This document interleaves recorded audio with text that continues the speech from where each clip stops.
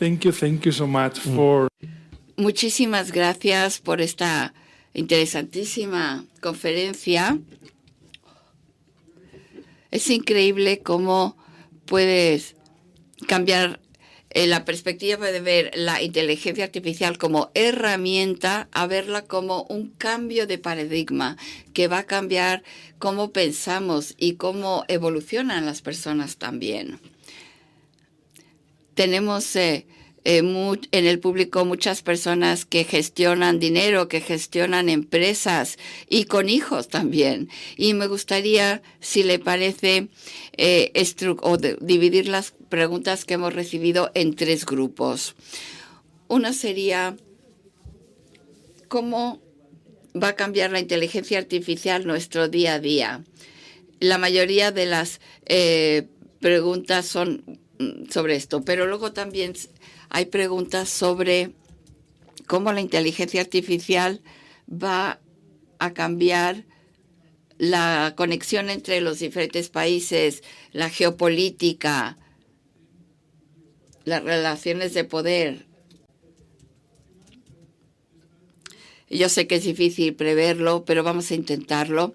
Y luego unas cuestiones prácticas. El lunes, ¿qué tenemos que hacer después de asimilar toda esta información? Vamos a empezar con el primer grupo de preguntas. A ver, aquí las tengo.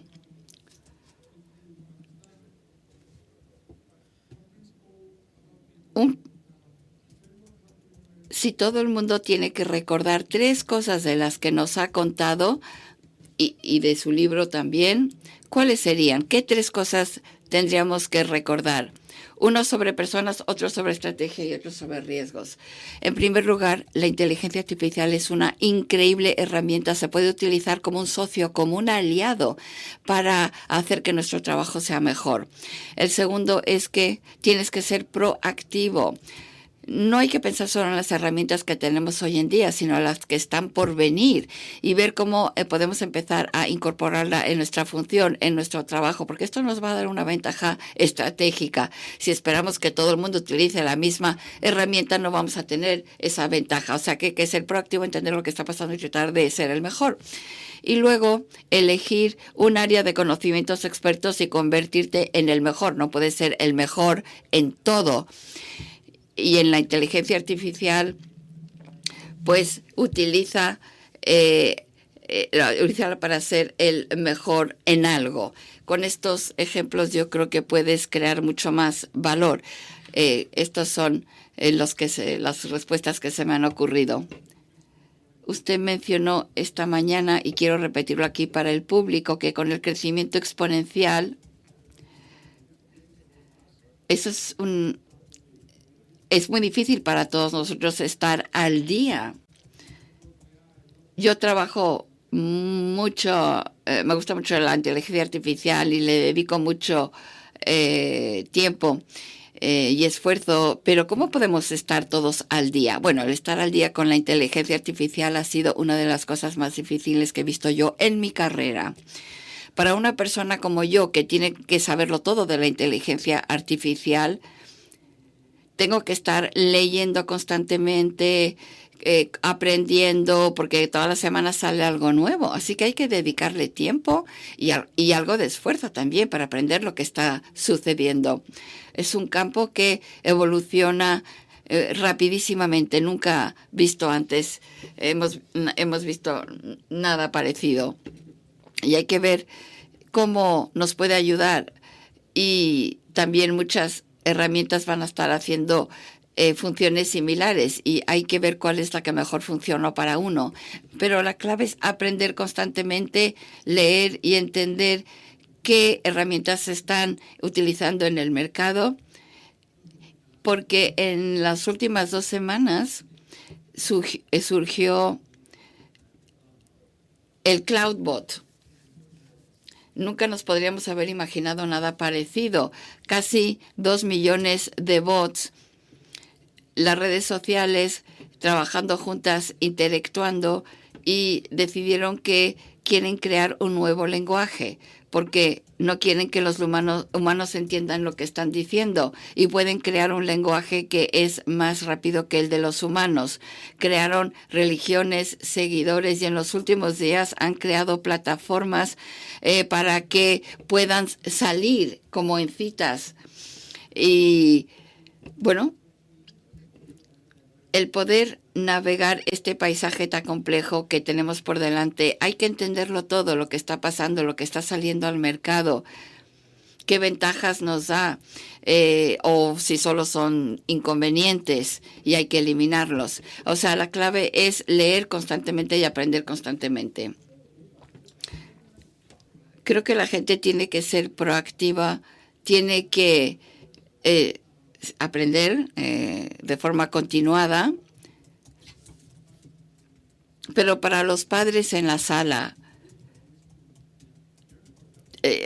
tienen hijos y tienen que aprender también cómo va a ser el trabajo dentro de unos años. Yo tengo niños pequeños, ¿cómo les puedo preparar para que puedan tener un trabajo en el futuro? Si nace un niño hoy y me dices, ¿qué es lo que tiene que estudiar? Te digo que no tengo ni idea, porque cuando llegue la hora que trabaje las cosas van a ser muy distintas a lo que son hoy. Pero si me dices si van a ir a la universidad ahora que tienen que estudiar, bueno, tienes que ver qué es la inteligencia artificial. La inteligencia artificial te ayuda a hacer una tarea, te ayuda a escribir poesía, a crear diseños arquitectónicos. Sí, eso lo hace, pero hay elementos de la inteligencia que todavía no tiene la inteligencia artificial, como la empatía, la intuición, el razonamiento, a niveles que todavía la inteligencia artificial no es capaz de hacer. Pensar de forma crítica. Esta mañana hablamos de cómo el contexto va a ser distinto y alguien preguntaba a la inteligencia artificial, hay un lugar lavacoches que está a 3 minutos de mi casa, ¿recomiendas que vaya andando o me voy en el coche? Y el sistema dice, ve andando, porque te conviene andar. Y no se dio cuenta que iba a lavar el coche y le dice que vaya andando a la inteligencia artificial y no que vaya en coche. Eso no lo entendió la inteligencia artificial. Bueno, pues ahí seguimos teniendo una ventaja y en eso habrá que centrarnos para seguir siendo pertinentes al corto plazo antes de que desarrolle estas aptitudes la inteligencia artificial. Very good question. This Sí, ahora tenemos esta otra pregunta. Cuando la IA supere el pensamiento estructurado, ¿los seres humanos van a seguir siendo creativos? ¿Van a seguir pensando de forma original? ¿La industria IA va a buscar un modelo para que la IA también se encargue de estas capacidades que de momento nosotros los humanos hacemos mejor, la innovación? Mi respuesta es que esto se ha estudiado y se han unido a personas y sistemas IA y se les ha encargado que lleven a cabo distintas actividades. Ambos grupos tuvieron que crear algo innovador. La IA creó más soluciones innovadoras, pero las soluciones humanas eran más profundas, más complejas, así que seguimos teniendo esta ventaja como humanos en cuanto a la creatividad, pero si estamos haciendo algo creativo, pues dan ideas, sin duda. O sea que hay que pensarlo, incluso en el campo de la creatividad no está a nivel de la humanidad. Los humanos pueden ser más creativos, pero hay que pensar también en los conceptos, en las ideas, en los conceptos. Hay que tener cuidado en este sentido. Bueno, y en cuanto a las capacidades de los humanos, ¿usted cree que de aquí a 5 o 10 años, esto es una pregunta del público, la participación humana en entornos como la educación, la pedagogía, la mentoría, van a ser las mejores? ¿Deberíamos de mantener a los humanos profesores, pedagogos, maestros? La respuesta es que va por etapas. Tenemos que pensar en el corto y en el largo plazo. A corto plazo, por supuesto que necesitamos al ser humano en el aula. Tendremos que pensar en el plan de estudios, no solamente cómo los actualizamos, sino también cuáles son los asuntos que tendrán que ser comentados, explicados a generaciones futuras, ¿no? Luego podremos plantearnos la educación individualizada, ¿no? Como la medicina individualizada. Así que a largo plazo, pues las cosas van a ser muy distintas. Ahora mismo tenemos que centrarnos en la siguiente etapa. Podremos trabajar mano, codo con codo, vaya, de la mano, para adaptar y para crear y para diferenciar qué hacen mejor los humanos que la IA y qué hace bien la IA, para así poder comprender quién se encarga de cuál papel, para poder trabajar conjuntamente de la mejor manera posible. Sí, también hay otra pregunta. Un autor dijo que durante muchos años los humanos que pueden pensar como máquinas cobraban mucho y ahora las cosas están cambiando, ¿no? Las máquinas se están quedando con estos puestos de trabajo. Hay muchas preguntas que se centran en esto. ¿Cuáles son las profesiones? Arquitectura, medicina. ¿Cuáles son las profesiones que usted cree se van a ver más afectadas de ser sustituidas, ¿no? ¿Qué diría? De aquí a 3, 5, 10 años. 3 a 5 a 10 años. Mi respuesta sería 3 a 5 vamos a estar en la fase en la que trabajamos juntos. Pero de aquí a 10, 15 años todos los trabajos van a poder ser realizados mejor por máquinas que por personas, tanto trabajos intelectuales como manuales. Los campos que aún no van a verse impactados son los campos creativos. El artista, el músico. No vas a verte sustituido por la IA. Va a ser distintas líneas de música.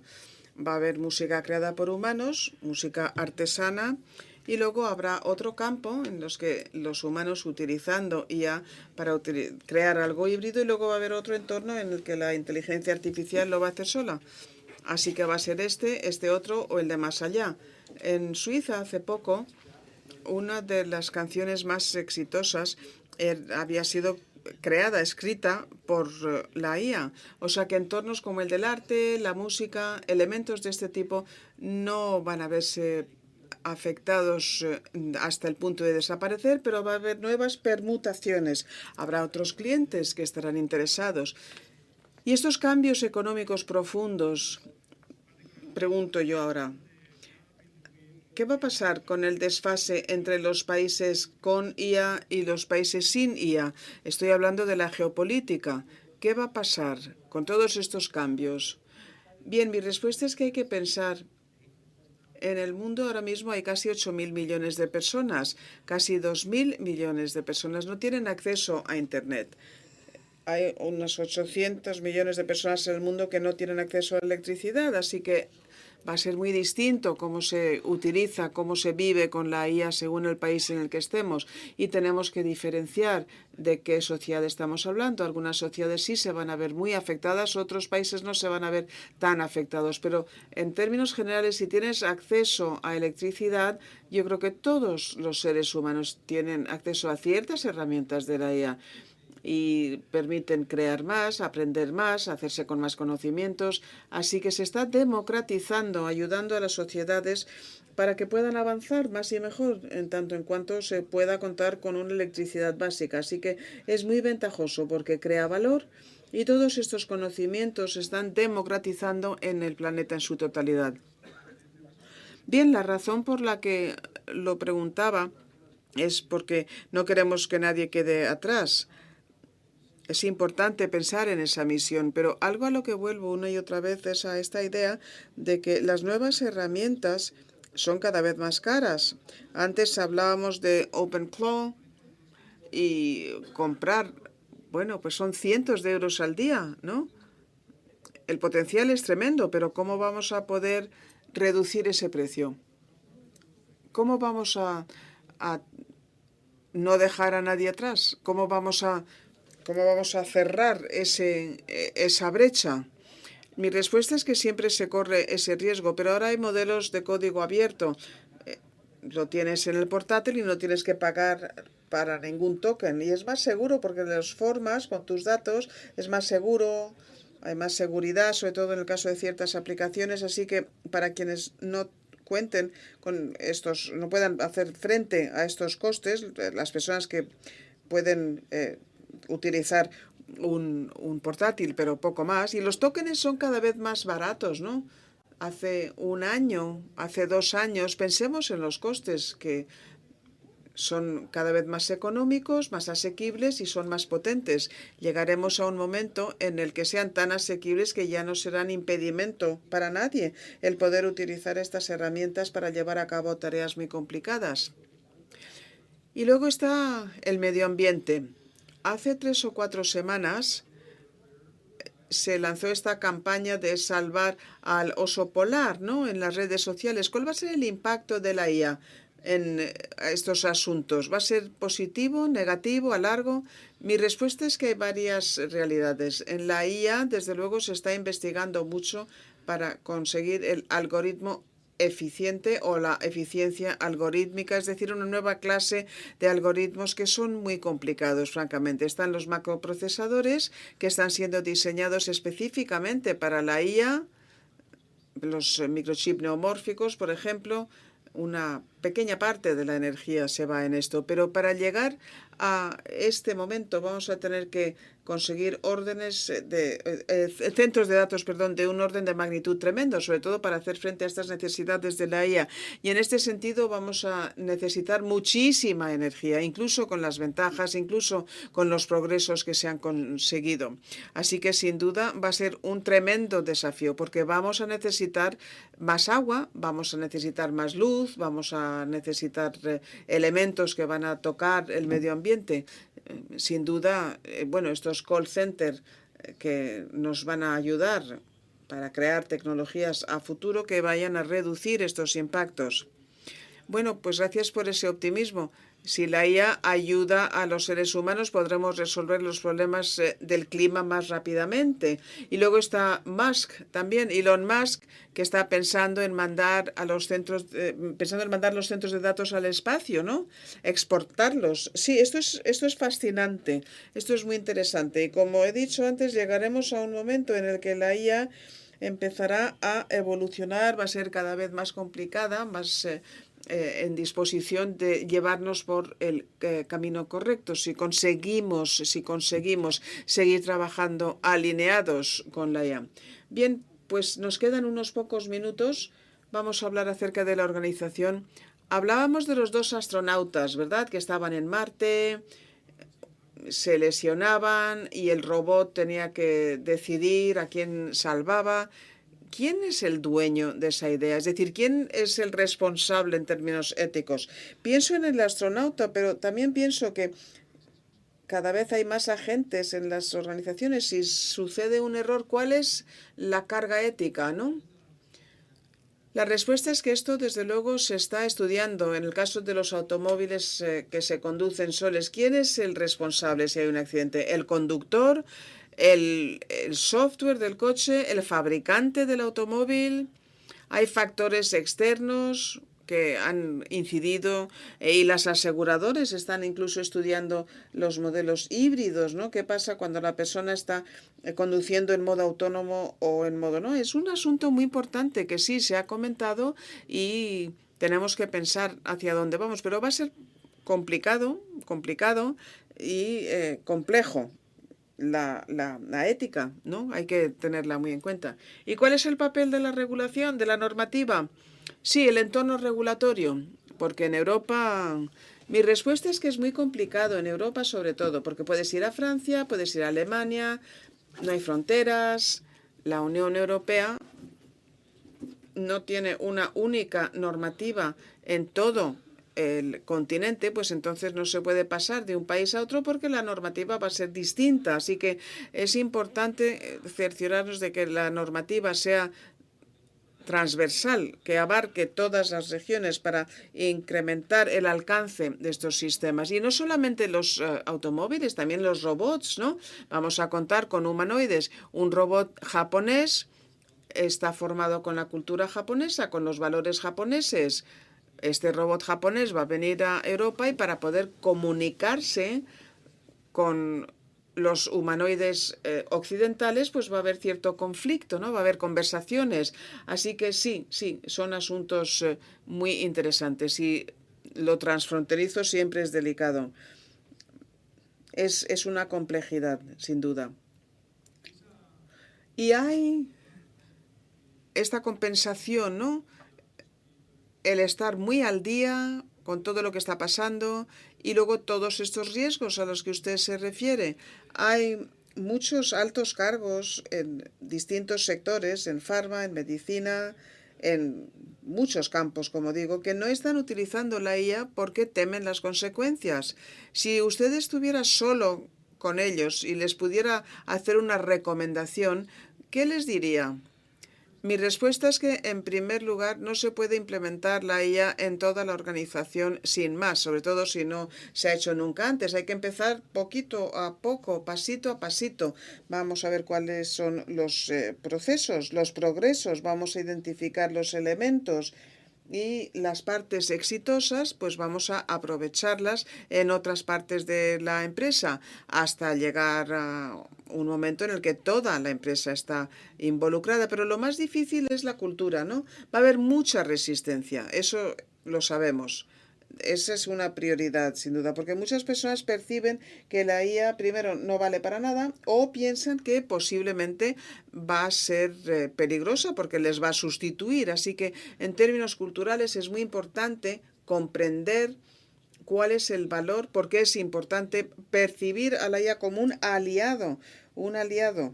No se les puede obligar a las personas a utilizar la IA. No, eso no funciona. Hay que convencerles de que es importantísimo y de que va a cambiar el trabajo y va a permitir que consigan muchos más éxitos. Y ahí es otra conversación. Así que sería una conversación abajo arriba y arriba abajo, ¿no? Invitar a la empresa para que la implemente, invitar a las personas a que se hagan a ello, hagan con ello y hagan por ello. Bien, pues para poner fin a la conferencia, de aquí a 15 años, en tono positivo, si tiene usted razón, si todo funciona, ¿cuál va a ser la organización del futuro que vaya a haber aguantado, que vaya a haber florecido? Mi respuesta es que será una organización que esté constantemente en adaptación, en destrucción creativa. Muchas personas son muy buenas en lo que hacen, son los mejores, pero no evolucionan, no quieren seguir siendo creativos y llega un momento en que pierden ese goste. Por ejemplo, Blockbuster. Ahora con la inteligencia artificial puedes aprovecharlo y multiplicarlo por 100. O sea que la clave es disrupción constante, ser muy proactivo, muy firme en la importancia del cambio y la adaptación para seguir estando a la cabeza. Sí, y otra pregunta. Las personas están preocupadas, están emocionadas. Hoy es miércoles, vamos a dejar que digieran la presentación. Esperemos al lunes lo que comenta en el libro, ¿no? Yo creo que ha conseguido llevarles a este punto, pero hay 3 cosas que tengo que hacer el lunes como personas, como particulares, como altos cargos. ¿Qué tendrían que pensar? Sí, mi respuesta es esto, ¿no? Todo lo que está preguntando aparece en el libro y es verdaderamente interesante. En el libro vamos viendo paso a paso, pensando estratégicamente hasta llegar a aterrizar. Son los marcos, cómo aprovechar el planteamiento paulatino para que la empresa evolucione. Michael y yo hemos dedicado 2 años a esta iteración, estas reuniones constantes, porque buscábamos algo muy práctico. Hay mucha bibliografía, pero este libro es verdaderamente práctico. Quien quiera que lo lea va a poder conseguir mucho más éxito a la hora del cambio en la empresa, a la hora de crear más valor, a la hora de conseguir mayores éxitos. Bien, pues yo recomiendo a todos ustedes que se hagan con este libro. Me parece interesantísimo para cambiar la organización, la empresa y para hacer las cosas de otra manera muy distinta. Muchísimas gracias, Omar, por esta presentación. Ha sido verdaderamente interesante, nos ha honrado con su presencia. Enhorabuena por este libro y sin duda pues va a ser interesante.